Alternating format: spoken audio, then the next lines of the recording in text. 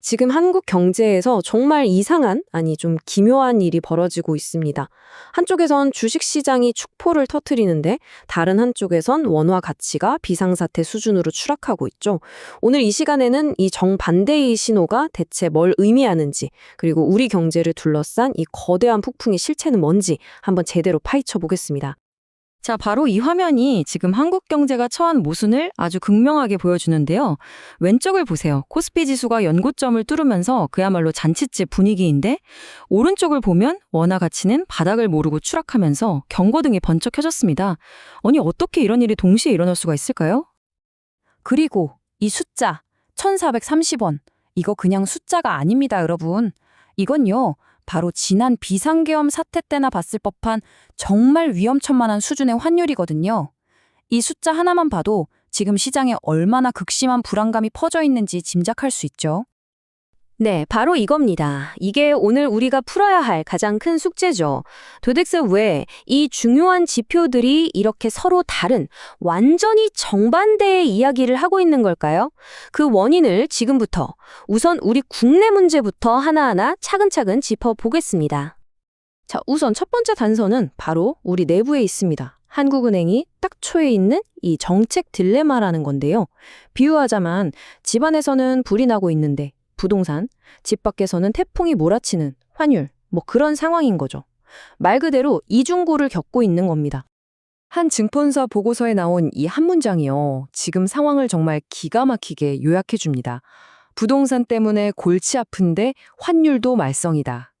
전문가들이 보기에도 문제는 딱 이 두 가지, 부동산과 환율로 압축되는 거죠. 자, 그럼 첫 번째 전선, 바로 국내 부동산입니다. 이 상황에서 금리를 내리는 건요, 활활 타는 불에 기름을 붓는 거나 마찬가지일 수 있어요. 왜냐? 이미 치솟을 대로 치솟은 부동산 가격 때문에 가계부채가 정말 감당하기 어려운 수준까지 와 있거든요. 근데 여기서 진짜 놀라운 점이 뭔지 아세요? 정부가 내놓은 시장 안정화 대책이 전혀 먹히지 않았다는 겁니다. 이 그래프 한번 보세요. 규제 대책을 발표한 이후에 오히려 상승폭이 더 커졌어요. 이건 뭐 시장이 정책을 비웃기라도 하는 것 같죠? 게다가 이 과열 현상은 서울에만 집중되고 있습니다. 자, 이 차트에서 보시는 것처럼 서울과 지방의 가격 격차는 계속해서 벌어지고 있죠. 이건 모든 리스크가 수도권이라는 단 한 곳으로 쏠리고 있다는 아주 명백한 위험 신호입니다.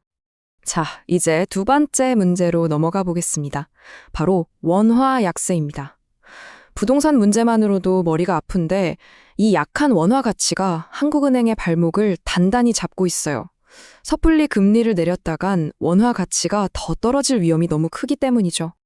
문제는 다른 통화들에 비해 원화가 유독 더 취약하다는 겁니다. 이 데이터를 좀 보세요. 같은 기간 달러 가치가 전체적으로는 한 0.9% 정도 내렸거든요. 근데 원화 가치는 무려 3.7%나 폭락했습니다. 이건 다른 나라 통화보다 훨씬 민감하게, 아주 예민하게 반응하고 있다는 뜻이고요. 다른 말로 하면 외국 자본이 더 쉽게 빠져나갈 수 있다는 의미이기도 합니다. 그래서 핵심은 바로 이겁니다. 한국은행이 이러지도 저러지도 못하는 그야말로 정책 딜레마라는 함정에 빠져버린 거죠. 경기를 살리려고 금리를 내리자니 환율이 폭락할까 걱정되고, 반대로 환율을 방어하려고 금리를 올리자니 빚으로 쌓아올린 이 부동산 시장이 와르르 무너질까 두려운 겁니다. 정말 진퇴양난이죠. 그런데 말이죠. 이게 단순히 우리나라만의 문제는 아닙니다. 자, 이제 시야를 좀 더 넓혀보죠. 한국의 이 딜레마를 더 심각하게 만드는 두 개의 거대한 글로벌 변수가 있거든요. 첫 번째 글로벌 역풍은 바로 세계 금융 시스템의 심장, 미국에서부터 불어오고 있습니다. 겉으로 보기에는 뭐 평온해 보일 수 있는데 시장 내부에서는 벌써부터 불안의 신호가 감지되고 있어요. 바로 이 신용 스프레드라는 지표가 미국의 숨겨진 불안을 보여주는 건데요. 용어가 좀 어렵죠? 근데 원리는 아주 간단합니다. 시장이 불안해지면 투자자들은 위험한 회사채는 팔고 안전한 국채를 사라고 하잖아요. 이때 이 두뇌 금리 차이가 바로 스프레드입니다. 이 차이가 벌어진다는 건 그만큼 시장의 공포 심리가 커지고 있다는 명백한 증거죠. 아직 뭐 본격적인 위기는 아니지만 시스템에 슬슬 금이 가기 시작했다는 신호로 볼 수 있습니다. 자, 이제 또 다른 글로벌 거인, 중국으로 한번 가보겠습니다. 세계의 공장이라고 불리는 중국 경제 역시 겉으로 보이는 것과는 다른 문제들을 안고 있습니다. 일단 겉으로 드러난 중국의 성적표는 꽤 괜찮아 보입니다. 3분기 GDP 성장률이 4.8%가 나왔는데 이거 시장 예상보다 높은 수치였거든요. 이 슬라이드를 보면 소비랑 순수출이 성장을 이끌었구나 하고 볼 수 있죠. 하지만 이 숫자 뒤에는 아주 심각한 함정이 숨어 있습니다. 바로 투자 부문이 완전히 무너지고 있다는 점입니다. 특히 부동산 투자는 마이너스 13.9%. 이건 정말 충격적인 수치죠. 지금까지 중국 경제를 이끌어온 가장 강력한 엔진 중 하나가 거의 꺼져가고 있다는 뜻이거든요. 이게 뭘 의미하냐면 중국의 성장이 어쩌면 속이 텅 빈 강정 같을 수 있다는 겁니다. 생산과 수출로 겉모습은 어떻게든 유지하고 있지만 경제 핵심 동력이라고 할 수 있는 내수와 투자는 계속 힘을 잃어가고 있는 거죠. 이런 불안정한 성장은 당연히 주변국 경제에도 큰 부담이 될 수밖에 없습니다. 자, 그럼 이제 흩어져 있던 조각들을 한번 맞춰보겠습니다. 한국 내부의 문제, 그리고 미국과 중국이라는 외부 충격, 이 모든 것들이 한국은행을 단 하나의 선택지 앞으로 몰아가고 있습니다. 그래서 대부분의 전문가들이 예상하는 시나리오가 바로 매파적 동결입니다. 이게 뭐냐면 쉽게 말해서 금리는 일단 그대로 두는 거예요. 동결.